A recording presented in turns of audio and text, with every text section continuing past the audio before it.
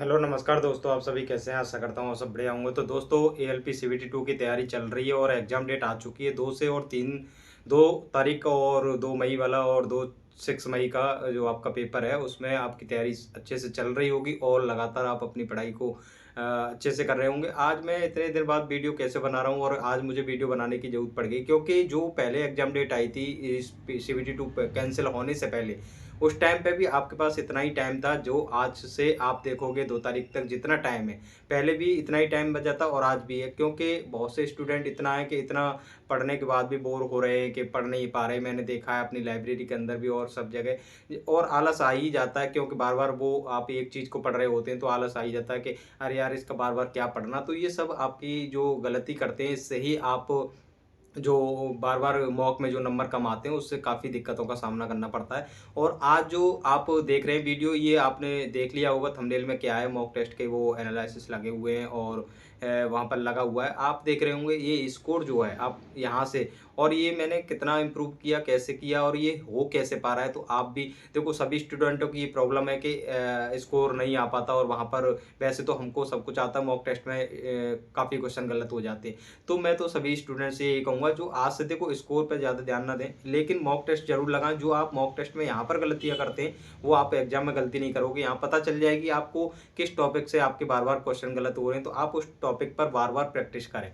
कहीं से भी लें, कैसे भी क्लास करें, आपको सही गाइडेंस मिलनी चाहिए और कहाँ पर क्या पढ़ा रहा है, उस टीचर को सबसे ज़्यादा समझें कि ऐसा नहीं कोई भी फालतू की जीके भी पढ़ा रहा है, कोई केमिस्ट्री भी पढ़ा रहा है, कोई बायोलॉजी भी पढ़ा दे रहा है, काफ़ी क्वेश्चन ऐसे भी आते हैं। जिन प्लेटफ़ॉर्म को रेलवे के बारे में कोई जानकारी नहीं है, वो भी तैयारी करा रहे हैं, तो ऐसे प्लेटफ़ॉर्म पे ना ही पढ़ें तो ज़्यादा अच्छा है। वहाँ पर पढ़ें। देखो इस टाइम आप जैसे पढ़ लिया आपने, थ्योरी रिवीजन कर लिए, तो आप इस टाइम जो मैराथन चल रही है, 1-1 डेढ़-डेढ़ घंटे की क्लास ले रहे हैं, आप वहाँ से भी प्रैक्टिस कर सकते हैं। वहाँ पर प्रैक्टिस करने से ये है कि वो डिटेल में जब सॉल्यूशन बताते हैं, तो आप अच्छे से इस क्वेश्चनों को समझ जाओगे। और अभी टाइम है कि जितना भी देखो, जितना भी आपको बेसिक साइंस में जो आप टॉपिक नहीं पढ़ रहे थे, न्यूमेरिकल जितने भी हैं, न्यूमेरिकल देखो आने ही हैं। और न्यूमेरिकल आपने कम से कम 4 से 5 बार नहीं लगाए तो वहाँ पर न्यूमेरिकल नहीं कर पाओगे। और ये मैंने खुद एक्सपीरियंस किया है, कम से कम मैंने 4 से 5 बार न्यूमेरिकल लगा दिए, तब जाकर के मुझे एग्जाम में जो अब मैं मॉक मॉक टेस्ट लगा रहा हूँ तो वहाँ पर क्वेश्चन सही से कर पा रहा हूँ। और मेरा जो एक साथ जो सब पता होने के बाद भी प्रेशर में वो क्वेश्चन गलत हो जाते थे,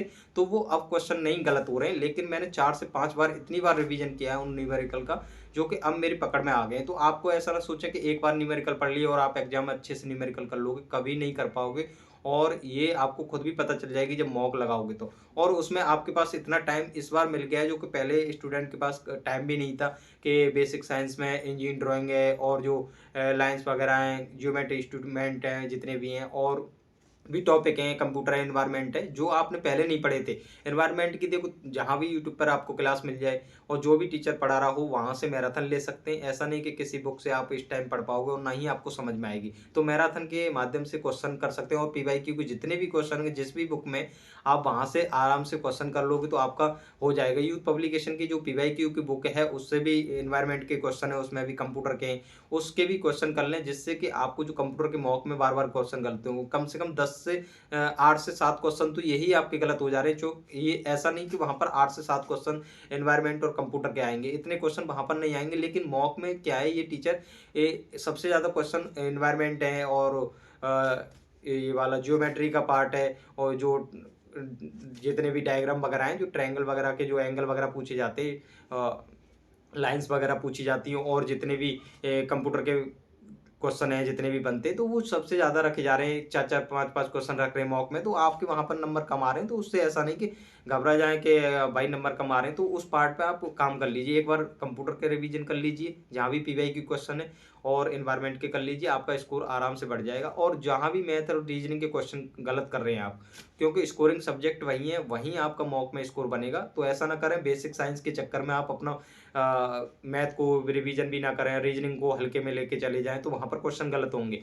ये मैंने खुद फॉलो किया है और मैं बार-बार रिवीजन कर रहा हूँ। और मैं जब मॉक लगा कर के एनालाइज़ करता हूँ, तो उसमें देखता हूँ कि मेरे रीजनिंग के भी क्वेश्चन गलत हो जाते हैं, और मैंने इतना पढ़ने के बाद मैथ के भी क्वेश्चन गलत हो जाते हैं। आता मुझे क्वेश्चन है, मॉक के बाद में मैं उस क्वेश्चन को सॉल्व भी कर लेता हूँ, लेकिन मॉक में गलत हो जाते हैं, तो ये सारी दिक्कतें देखनी पड़ती हैं। और ये स्कोर पहुँचने में आपको बहुत टाइम लगेगा। ऐसा नहीं कि आज आप टेस्ट लगाओगे तो आपका एक साथ स्कोर बढ़ जाएगा। धीरे-धीरे आप अपनी गलतियों पे काम करोगे तो ये स्कोर जो है 73 से 94 नंबर तक पहुँचने का आपका भी आसानी से पहुँच जाएगा। और अभी 15 दिन है। 15 दिन में आप अपने स्कोर को 10 से 12 नंबर आप इंक्रीज़ कर सकते हैं। ये आप जो रिवीजन बार-बार करोगे, जो गलतियाँ कर रहे हैं, उससे आपका इम्प्रूव हो जाएगा। और यही मॉक लगाने का फ़ायदा होता है कि आप अपनी गलती पे काम करें। ऐसा नहीं कि लगातार रिवीजन करते हैं, कितना भी पढ़ते रहें, आपका सिलेबस कभी भी कंप्लीट नहीं होगा और ना ही किसी स्टूडेंट का कंप्लीट होता। उसे अंदर से यही डर लगता रहता है कि अभी मेरा सिलेबस कंप्लीट नहीं है, अभी ये बाकी है, इसको पढ़ लूँ, उसके बाद मॉक लगाऊँगा। क्योंकि डर लगता है कि उनकी अब 100 नंबर का पेपर है, उसमें से आपके 50 नंबर आए, 60 नंबर आए, तो एक डर लगता है, डिमोटिवेट हो जाता है कि मैंने पढ़ा क्या है और इतने नंबर कम क्यों आ रहे हैं। तो इससे आपको घबराना ही नहीं है। स्टूडेंट ये सब देख कर के मॉक ही नहीं लगाते। और ये भी मैं काफ़ी साल से मैं भी ऐसा ही करता रहा था कि मैं भी मॉक नहीं लगाता था, तो ये आज तक मुझे रिजल्ट देखने को मिल रहा है। तो आप ये गलती ना करें।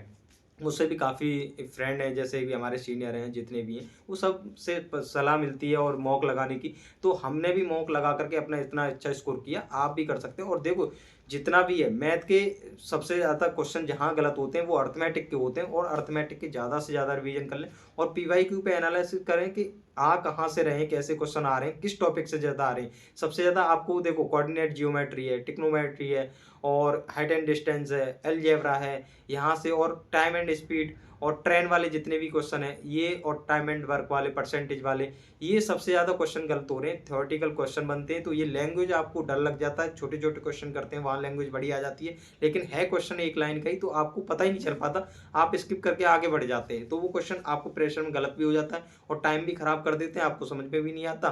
तो ये सब गलतियाँ आप मॉक में कर लोगे तो वहाँ एग्जाम में गलती नहीं होगी।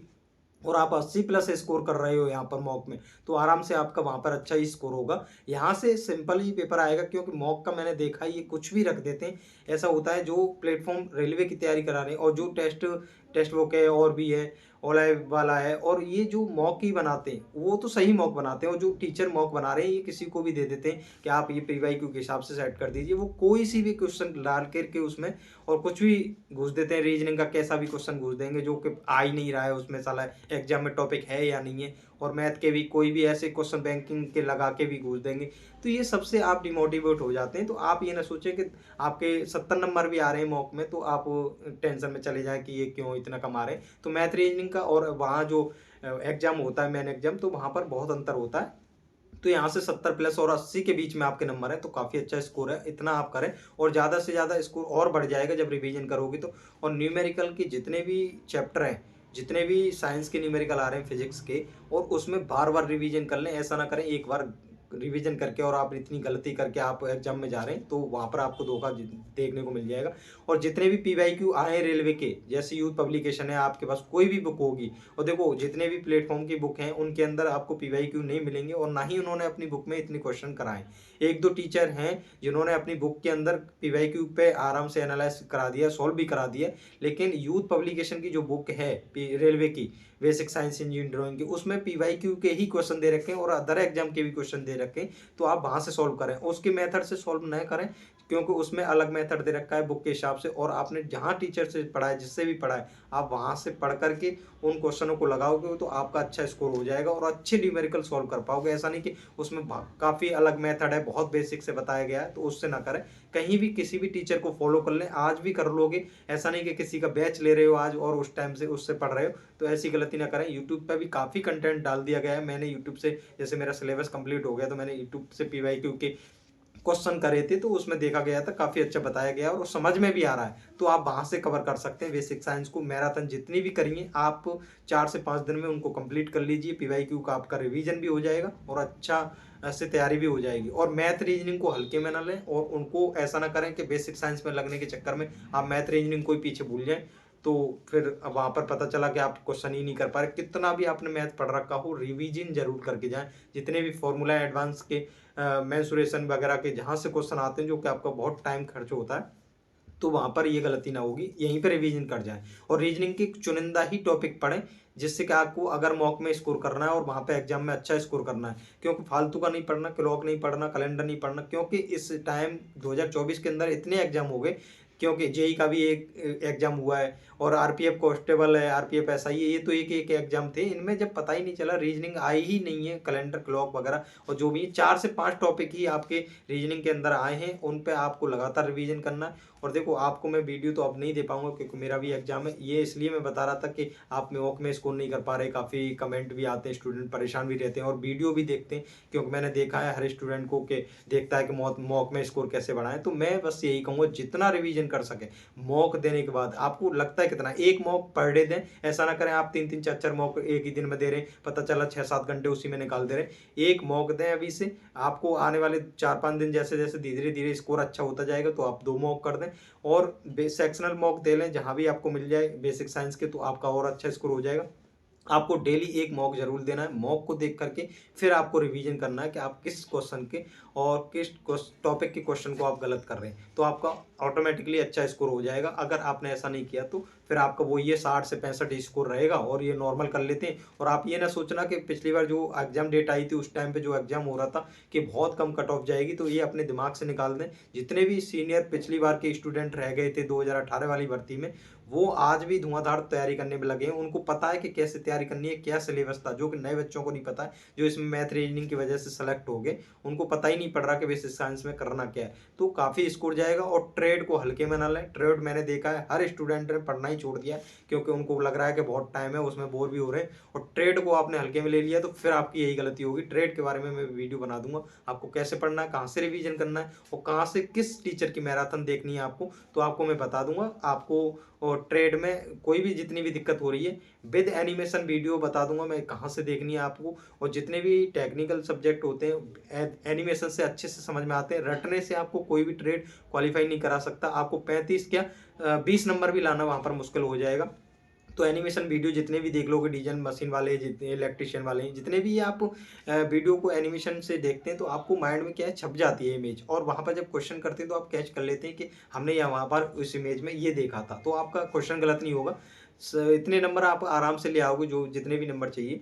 और 35% नंबर लाने, कोई ज़्यादा नंबर नहीं लाने। और नेगेटिव मार्किंग है ऐसा ना करें, वहाँ पर जितने भी क्वेश्चन करें सही करें, कम से कम 50 क्वेश्चन आपको अटेम्प्ट करने ही है, करने ट्रेड के अंदर, इससे कम क्वेश्चन ना करें, ठीक है। आज की वीडियो खूब ज़्यादा लंबी हो रही है क्योंकि अब काफ़ी डिटेल में मैंने आपको बताया, और जो भी बता दिया मैं धीरे धीरे बताता जाऊँगा आपको। जो ये आपने थंबनेल देता है इसके बारे में अगर कुछ भी पूछना है और वीडियो चाहिए तो आप कमेंट कर देना, मैं उसके बारे में वीडियो बना दूंगा। कैसे पढ़ना, कहाँ से पढ़ना, क्या मैराथन लेनी है, कौन सी मैराथन नहीं लेनी है, किस टीचर को फॉलो करना है, आपको सारी बातें पता चल जाएगी और आप भी ये स्कोर आप आसानी से कर लोगे। तो ठीक है, बस मिलते हैं अगली वीडियो में। नमस्कार, मिलते हैं।